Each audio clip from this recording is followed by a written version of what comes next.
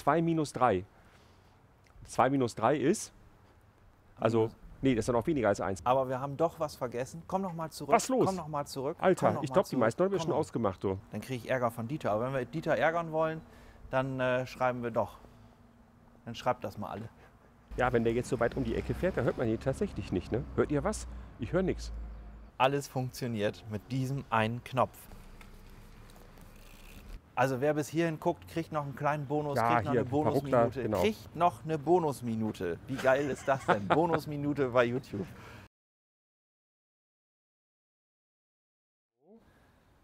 Ne? Musst du sagen. Wenn du nicht gucken kannst, sagst du Bescheid. Dann sage ich Bescheid. Aber ich würde ja erstmal sagen, weil jeder, der das Fahrrad sieht, könnte jetzt meinen, so, für wen ist das vielleicht? Ich sage dann, für Gelegenheitsfahrer und Fahrradhändler.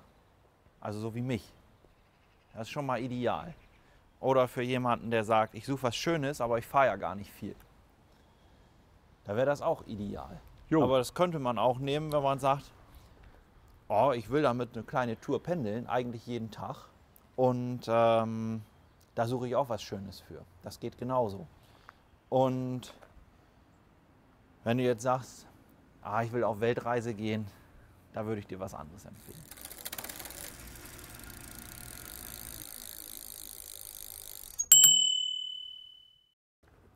Und hier ein weiteres Video mit Nils Hogendorn.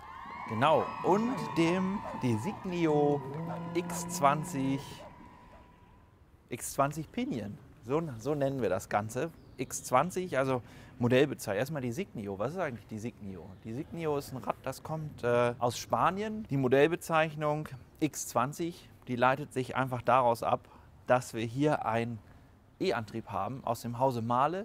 Modell oder Modellbezeichnung X20, der leichteste E-Antrieb am ganzen Markt. Kommen wir auch später nochmal dazu. Und dann haben wir die weitere Bezeichnung Pinion. Und Pinion leitet sich einfach daraus ab, Pinion heißt ja übersetzt Ritzel, ne? Das steht für das Getriebe. Und wir haben hier das C1.9 aus dem Hause Pinion, also heißt auch die Marke. Wie du siehst, extrem schick. Und immer, wenn ich so ein Fahrrad in unser Geschäft hole oder ins Videostudio oder mit zu einer Außenaufnahme nehme, dann entstehen hier die wildesten Diskussionen. Dieter sagt immer gerne, ach, ich glaube, das wird mein nächstes Fahrrad, egal welches ich mitbringe. Und das ist immer ganz interessant und dann wird diskutiert und dann am nächsten Tag heißt es schon, nee, das wird's doch nicht. Also, wenn ich mir so ein Rad aussuche, dann hätte ich schon gerne einen Carbonrahmen. Und Alter, du klaust mir hier voll die... Ja, das habe ich gesagt, das ist richtig. und da habe ich mir so gedacht, das kann ich perfekt ins Video mit einbauen, weil das ist auch für dich interessant.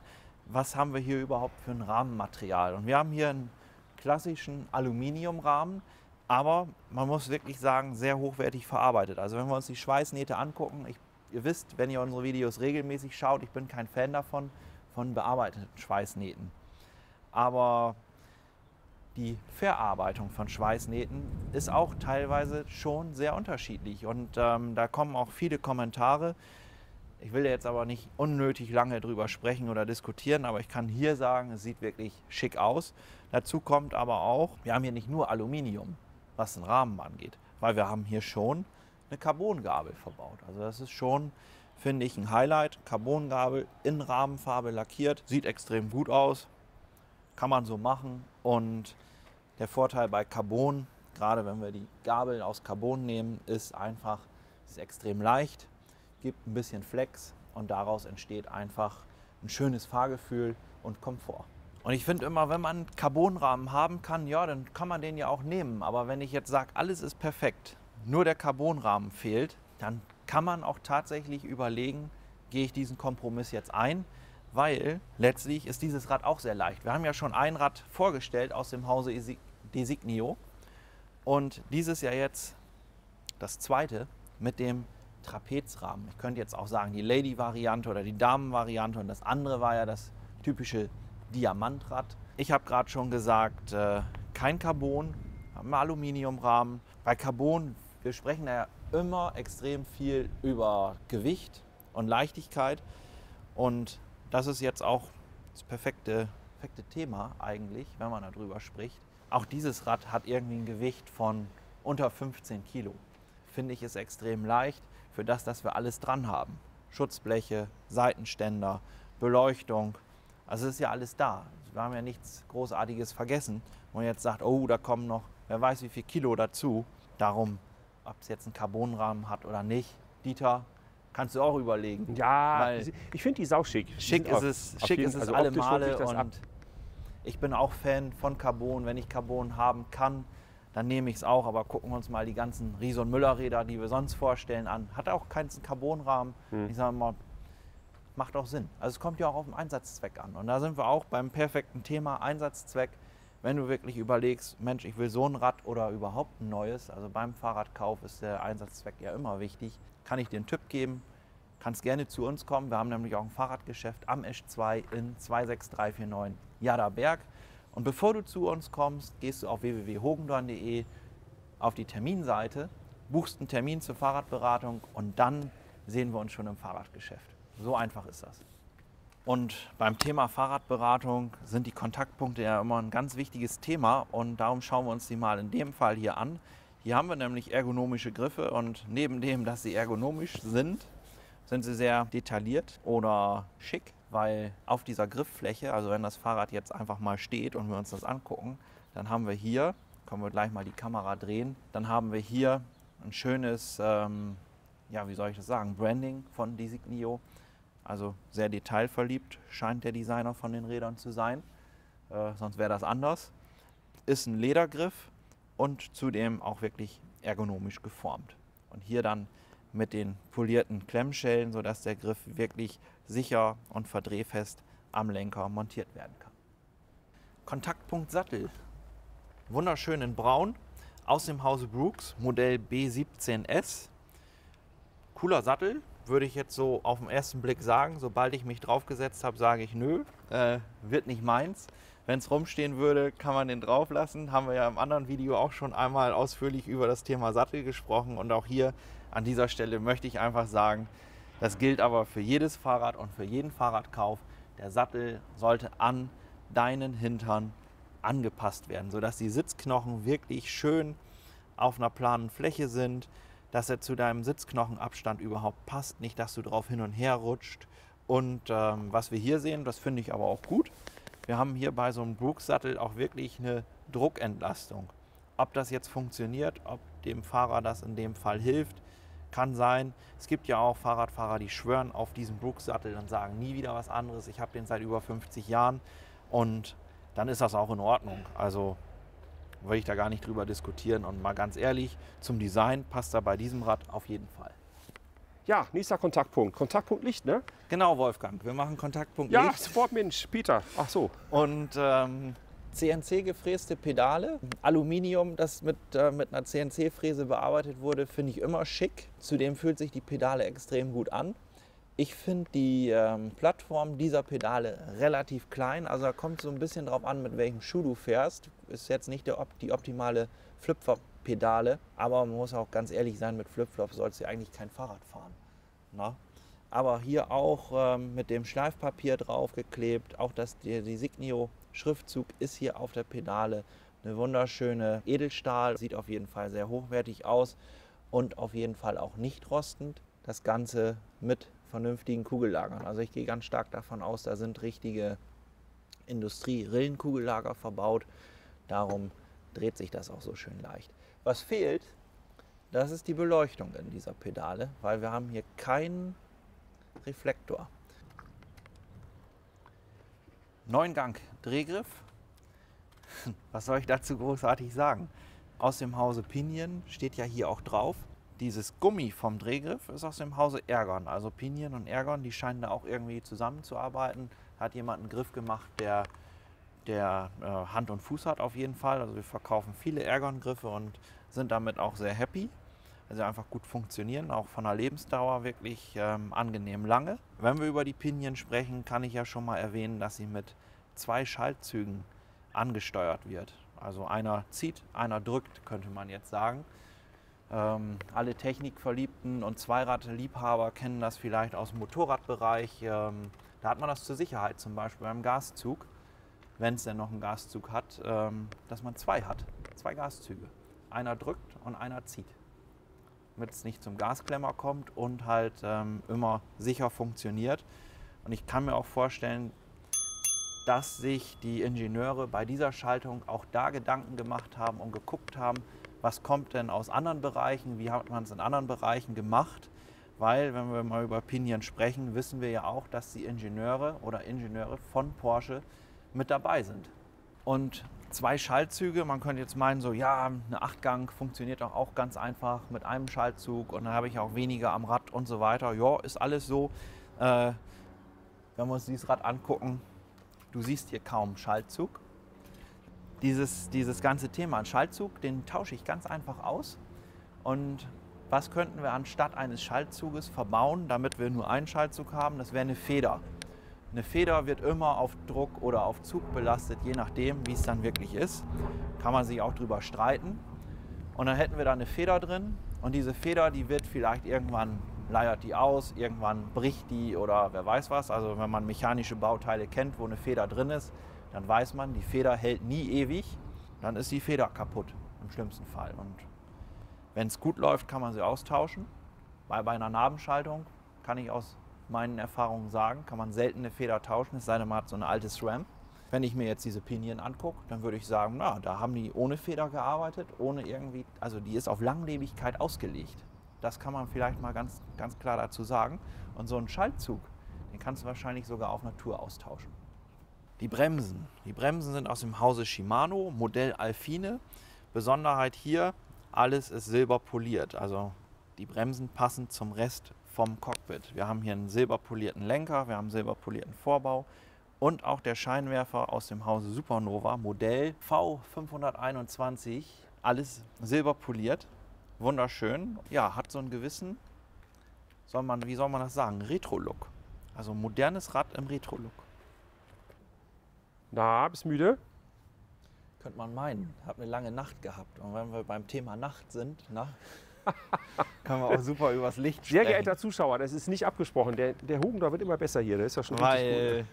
Nee, das ist mir auch spontan eingefallen. Aber mit der anstrengenden Nacht, ich weiß gar nicht, woran ich das festmachen kann. So anstrengend war ich gar nicht.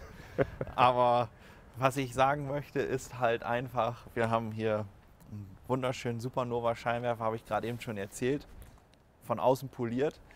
Von innen wahrscheinlich auch super hoch glänzend, weil irgendwie muss das Licht ja auf die Straße kommen. Aber wie viel Licht haben wir überhaupt? Die einzige verlässliche Angabe, mit der eigentlich jeder was anfangen kann, ist die Lux-Zahl. Und wir haben hier 100 Lux. Das heißt, wenn du damit mal eine Fahrradtour durch die Nacht machen möchtest, dann hast du 100 Lux und das ist schon eine ganze Menge. Ne? Klar, im Hause Supernova finden wir auch Scheinwerfer, die machen noch mehr Look, sehen auch gut aus, wobei polierte Scheinwerfer, ich bin mir nicht ganz sicher, ob die überhaupt so viele im Sortiment haben, die wirklich hochglanzpoliert sind. Ich kenne wohl viele schwarze, ich kenne auch einen goldenen, aber dieser hier hat auf jeden Fall 100 Lux. Das Rücklicht ist auch echt schön, ne? Also wenn ich mir das so angucke, dann kann ich auf jeden Fall, ausgegangen. Ist der Akku? Einfach Ach so. nee, das Fahrrad ist aus. Da ist kein Knopf dran, das war jetzt Zufall. Und mal schnell wieder anmachen. unser Zuschauer ist mittendrin. Wenn ich das mal so anfasse, hier 3 LEDs übereinander, unschwer zu erkennen. Und das Modell heißt Supernova E3i. Ich finde es schön im Schutzblech, ja, was heißt integriert? Aber es ist in der Gesamtoptik vom Rad wunderschön integriert. Das ist schön dezent, es ist klein und ja, ich habe ja gerade schon gesagt, sehen und gesehen werden, ist auch echt hell. Weiteres Video mit den Schutzblechen. Bitteschön. Die Schutzbleche haben auch eine schöne Form, also passend zum Design. Also man kann sich da ja mal drüber streiten. Ne? Wir haben ja hier ein rundes Unterrohr, ein eckiges Oberrohr, also lechteckig. Und die Schutzbleche, die haben auch eine spezielle Form, wenn wir uns sie wirklich mal im Detail anschauen. Ich habe das schon mal irgendwo gesehen, sowas. Das kannst du ja mal in die Kommentare schreiben, ob du das auch schon mal irgendwo gesehen hast, diese Schutzblechform. Mich erinnert die auf jeden Fall an etwas. Aber was, das will ich jetzt gar nicht verraten. Aber ich finde, sie passen super zur Gesamtoptik vom Rad, sind aus Aluminium. Das muss ich auf jeden Fall erwähnen an dieser Stelle. Und auch hier wieder detailreich mit dem Logo von Designio. Und wenn wir uns das hintere Schutzblech anschauen, da hat der Hersteller sich auch Gedanken gemacht. Wir haben hier so Gumminupsis. Den einen oder anderen können die stören. Der andere sagt vielleicht, ist aber auch praktisch. Ich habe ja gesagt, man kann damit im Alltag fahren, man kann mit dem Rad pendeln, man kann mit dem Rad eigentlich eine ganze Menge machen. Außer bei einer Weltreise, da würde ich mir das überlegen. Diese Bohrungen sind einfach dafür da, dass du hier einen Gepäckträger montieren kannst. Also es gibt dafür einen Gepäckträger, sodass du deine Tasche halt mitnehmen kannst oder wer weiß was. Also das ist dafür gedacht. Aber wenn wir uns auch anschauen, wie das Schutzblech überhaupt befestigt ist, wir hatten gerade schon schöne CNC-Pedale. Auch hier die kleine Schutzblechhalterung hier an der Sitzstrebe. Das sieht sehr gut aus. Dann auch hier die dezenten Schutzblechstreben, die das Schutzblech hier hinten stabil halten. Alles dezent, alles geschraubt, alles vernünftig geklemmt, robust gemacht. Lass jucken. Wir zeigen immer die wunderschönen Bremshebel.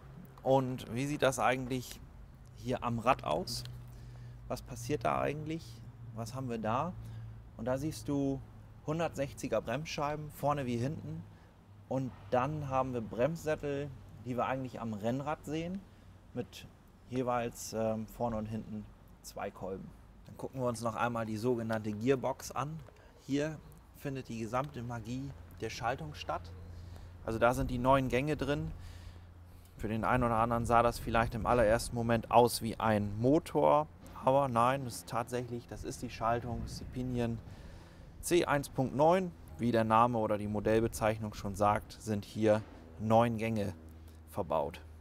Und dann sind wir schon wieder auf der anderen Seite und hier siehst du einen Zahnriemen. Und Zahnriemen ist für uns schon so ein Standard, dass wir den im letzten Video oder bei der letzten Vorstellung schon fast komplett außen vor gelassen haben. Aber falls du dich jetzt wirklich ganz frisch mit dem Fahrradkauf beschäftigst und überlegst, so, jo, was nehme ich denn, was mache ich denn und so weiter, dann kann ich dir auf jeden Fall an dieser Stelle, wenn du jetzt noch gar keinen Plan hast, noch keine Vorstellung hast, mit einem ganz ruhigen Gewissen Zahnriemen empfehlen, gerade in dieser Kombination Pinion und Heckmotor, weil so ein Zahnriemen tatsächlich extrem wartungsarm ist, extrem pflegeleicht ist. Also du brauchst dir um nichts Gedanken machen.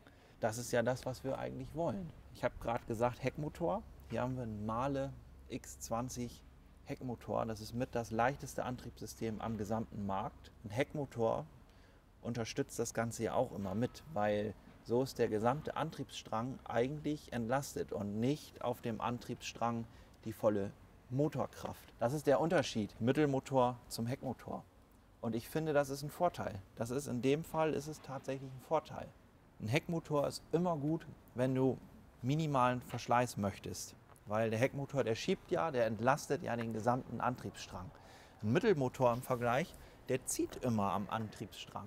Da musst du halt dann gucken, so, welches Rad gibt es für dich überhaupt, was zu deinem Einsatzzweck passt, mit welchem Antriebssystem. Ne? Weil manchmal haben wir ja vielleicht auch Wünsche, die kann man gar nicht erfüllen, weil es technisch vielleicht nicht möglich ist. Wie zum Beispiel, ich bringe jetzt mal ein Beispiel, wo ich weiß, geht nicht, gibt es nicht, zumindest nicht einfach so, wäre zum Beispiel eine Kettenschaltung mit Rücktrittbremse. Gibt es auch nicht. So ist es auch in dem Fall. Ne? Wir haben zum Beispiel, gibt es keine Nabenschaltung mit Heckmotor. Heckmotoren gibt es immer nur mit Kettenschaltung, bis es irgendwann die Pinion gab. Aber da ist das Getriebe hier vorne. Na? Das sind alles so Sachen, da würde ich wirklich sagen, das ist beratungsintensiv an der Stelle. Das muss zu dem passen, was du vorhast. Und darum kann ich dir auch wirklich den Tipp geben, buch einfach einen Termin bei Zweirad Hogendorn, dann bist du auf der sicheren Seite. Meine Mitarbeiter, Kollegen und Kolleginnen, die sind da wirklich fit, die kennen sich da aus und die helfen dir da auch. Ja, kommen wir zum Motor. Hier kann ich was anmerken. Nach einem der letzten Videos kam die Frage auf, das ist der leichteste Mahle mit 3,2 Kilo. Nein, der hat keine Rekupation, oder wie das heißt. Darum ist er halt der leichteste auch. Es ist der leichteste Motor. Der Motor wiegt nicht mal, ich glaube, irgendwie 1, irgendwas Kilogramm. Mhm. Na, also du hattest gerade 3 gesagt, deswegen. 3,2 sagt Internet. Nee, das Antriebssystem mit Akku. Ach, okay, Controller. Alles klar, gut. Na, nur der Motor ist irgendwie 1 Kilo irgendwas. Und wenn du schon ein bisschen fortgeschritten bist in der Phase Fahrrad kaufen, dann hast du dich auch schon mit den Zahlen, Daten, Fakten auseinandergesetzt. Und wenn wir jetzt mal nur in Zahlen sprechen, dann können wir sagen, ja, der hat 23 Newtonmeter. Das sind die Zahlen. Und die Daten könnte man sagen, ja, gefühlt sind es aber auch irgendwie so um die 55, wenn man es mit dem Mittelmotor vergleicht. Also man kann diese beiden Antriebssysteme einfach nicht miteinander vergleichen, weil sie so unterschiedlich funktionieren und weil sie sich so unterschiedlich anfühlen. Nochmal, 23 Newtonmeter, das sagt der Hersteller. Und im Vergleich zum Mittelmotor fühlt es sich aber an wie 55 Newtonmeter. Und zum Thema leicht gehört natürlich auch das Thema leise. Also das ist ein Motor-Antriebssystem, das, ich will jetzt nicht sagen geräuschlos ist, aber was ich sage, ist nahezu geräuschlos.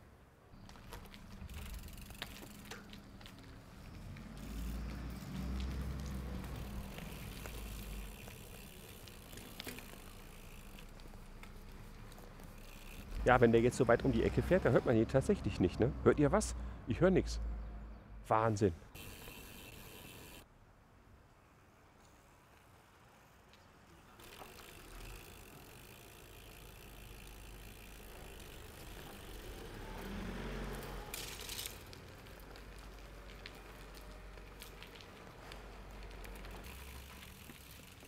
Und das ist auch so ein bisschen gemein, weil man einfach nichts hört. Man fährt ganz normal los und auf einmal so kommt so ein bisschen Schub. Da sagt man nämlich sofort, das möchte ich gerne so haben. So fühlt sich das schön an. Das ist wie Fahrradfahren, nur noch besser. Nils, hol doch mal den Akku raus, Mensch. Wolfgang, das Ja. mache ich. Und Wolfgang sagt jetzt zu mir, Alter. ja, weißt du wieder, woher ich das habe, das Wolfgang? Nee, Ja, da kannst du jetzt nicht drauf kommen. Das ist- Nee, aber wir ich haben, hoffe was Nettes jetzt. wir haben tatsächlich unheimlich viele Kunden, die denken, dass du Wolfgang heißt. Die Warum schreiben das immer, denn? Nils und Wolfgang haben in ihren Videos dies und das und jenes gezeigt. Ja, mehr als einen Namen einblenden kann ich ja nicht, ne? Ja, liest doch keiner. Was machen wir jetzt, Peter? Ich habe dir schon ganz oft gesagt, das liest sowieso keiner. Wir müssen das immer wieder erzählen. Krass. Ja, darum sage ich das jetzt auch. Du blendest das zwar immer ein, abonnieren und gefällt mir da Ja. lassen und wer weiß was.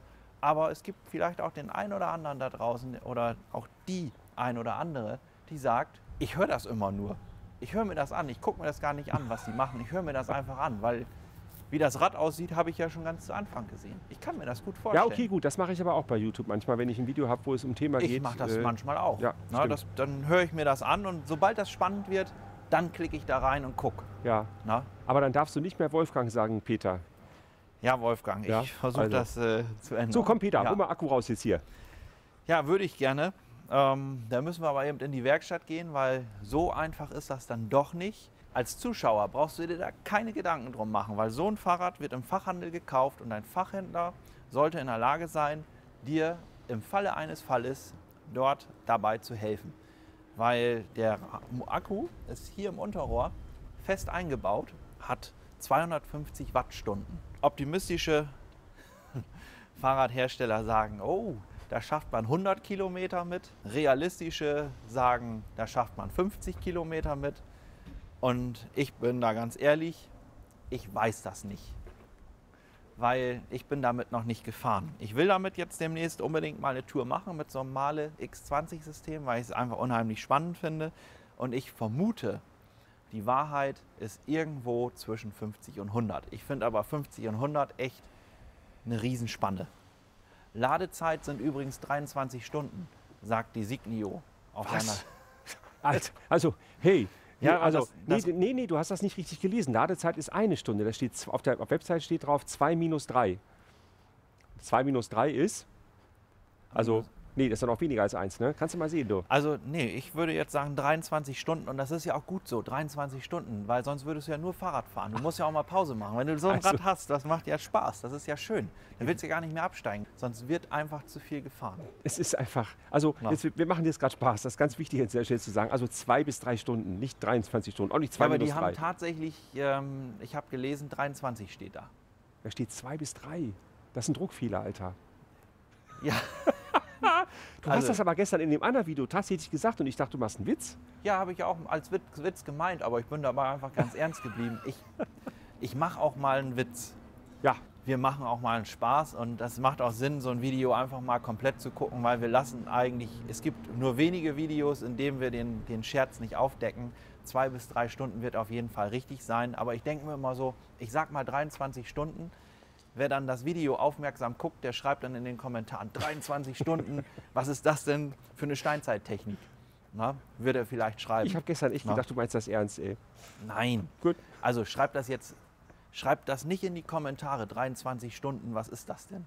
Also Ja. wenn das kommt, dann kriege ich Ärger von Dieter. Aber wenn wir Dieter ärgern wollen, dann schreiben wir doch. Dann schreibt das mal alle. Und einfach, weil einfach ist. Das ist einfach, ja. Ein Knopf. Alles funktioniert mit diesem einen Knopf. Und ich zeige dir mal, was alles. Also Licht ist jetzt an. Das kann man auch ausschalten über den Knopf. Hier hast du zum Beispiel auch den Akkufüllstand. Der ist jetzt voll. Wäre der jetzt nicht voll, dann würde dieser LED-Streifen vielleicht nur zur Hälfte leuchten. Wenn ich hier jetzt einmal drauf drücke, dann ist er grün. Grün steht vielleicht für Ökonomie. Das heißt, das ist der Eco-Modus. Das wäre die zweite, das ist orange. Müsste Sport sein, ne? Das ist dann vielleicht Sport. Und dann gibt es noch so ein Violett. Das ist dann die schnellste oder höchste Unterstützungsstufe. Und wenn du dich jetzt mit deinem Smartphone verbindest, weil das geht auch, habe ich vielleicht auch im letzten Video gar nicht erzählt. Wir haben es aber schon mal gezeigt in einem Video, wo wir ein Symplon Initio vorgestellt haben, was auch mit dem Mahle X20 Motor ausgestattet ist. Da zeigen wir auch so ein bisschen, was mit der App alles geht. Also wenn du da mehr wissen möchtest, dann schau dir einfach das Symplon Initio Video an. Das ist auch ein cooles Rad, eine schöne Vorstellung. Und das hat einen Carbonrahmen zur Abwechslung, aber auch eine Kettenschaltung. Also du siehst schon, es gibt schon viele Varianten, gerade wenn wir im Bereich Heckmotor X20 gucken, so dass es wirklich zu dem passt, was du dir vorstellst. Und dann geht das weiter. Ja, was ich vergessen habe, wie beim anderen Rad, zu sagen, dieses Rad hat jetzt keine Rücktrittbremse, aber das ist, glaube ich, auch egal. So, ich bin fertig mit meinem Teil. Dieter, willst du noch was sagen? Nee, Wolfgang, wolltest du noch was sagen? Ja, nee, Peter, alles super. Gut. Ich bin eigentlich jetzt so weit, sind wir durch. Aber wir haben doch was vergessen. Komm noch mal zurück. Was los? Komm noch mal zurück. Alter, Komm ich noch glaube, mal die meisten Leute haben zurück. schon Komm noch. ausgemacht, du. Aber Hast gut. schon ausgemacht? Nee, ist noch an, sehe ich doch. Oh, Stativ ist auch schief hier. Also wer bis hierhin guckt, kriegt noch einen kleinen Bonus, Ja, kriegt noch hier, eine Bonusminute. Ruckler, genau. Kriegt noch eine Bonusminute. Wie geil ist das denn? Bonusminute bei YouTube. Was wir voll vergessen haben, sind die Reifen. Ach, Alter. Und die Reifen passen auch super zum Design. Das ist ein Panaracer Gravel King SK und hat eine Reifendimension, ja, welche hat er denn? 40622. Ach, guck an. Sieht tatsächlich etwas schmaler aus. Wer sich jetzt fragt, so 40622, wie kommt man da drauf? 40 ist die Reifenbreite und die 622 ist der Felgendurchmesser. Der Felgendurchmesser dort, wo der Reifen sitzt, also quasi der Innendurchmesser vom Reifen, so kann man es auch sagen. Und auch wenn wir uns die Felge angucken, auch mit einer vernünftigen Hohlkammer, eine etwas höhere Felge, könnte man auch Hochschulter dazu sagen, gibt dem Ganzen schon eine besondere Optik, gerade mit dieser Skinwall. Ja, vor allen Dingen, das absolut ist schick. ja nicht einfach beige, das ist ja richtig schön Karamellfarben. Also das ganze Genau. Rad ist mega geil und ich ertappe mich die ganze Zeit dabei, dass ich immer vergesse, hier aufs Display zu gucken von der Kamera, weil Ja. ich immer das Fahrrad angucke. Genau, aber ja, das war die Bonusminute. Jetzt hast du noch was zum Reifen gehört, haben wir nämlich nicht im Video drin, aber darum macht es auch auf jeden Fall Sinn, immer bis zum Ende dran zu bleiben. Bis dann. Bis dann. So, jetzt aber hier nochmal aufs Fahrrad. Oh, was ist das denn hier? Das ist alles schmutzig. Ja. Ach, mein Mikro. Meine Brille. Jetzt geht aber alles kaputt hier. Ah, siehst du, guck mal, ist nicht ganz ungefährlich.